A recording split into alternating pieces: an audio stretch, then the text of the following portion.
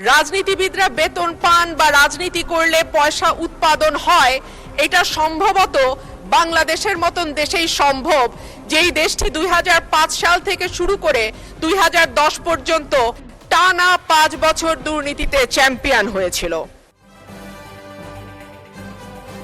আমরা বিগত সরকারের আমলে ছাগল কাণ্ড দেখেছি, বালিশ দুর্নীতি দেখেছি, রূপপুর পারমাণবিক বিদ্যুৎ কেন্দ্র নির্মাণের সময় যে ভয়াবহ দুর্নীতি হয়েছে সেটাও দেখেছি।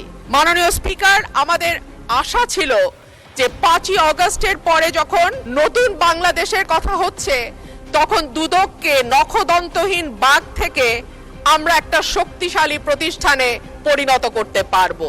দুর্নীতি দমন কমিশন সংশোধন অধ্যাদেশ 2025 মাননীয় স্পিকার, কিন্তু দুর্নীতি দমন কমিশন সংশোধন অধ্যাদেশ আইন করা হয় নাই।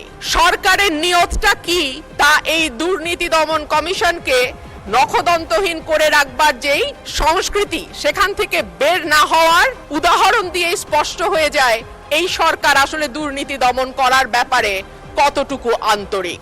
দুদককে শক্তিশালী করা হলে কেন সরকারগুলো ভয় পায় কিছু কিছু আমরা বুঝি। সেই কারণেই দুর্নীতি দমন কমিশন যদি শক্তিশালী হয়ে যায়, তখন রাজনীতিবিদ এবং আমলাদের জন্য খুব ভালো খবর সেইটা নয়।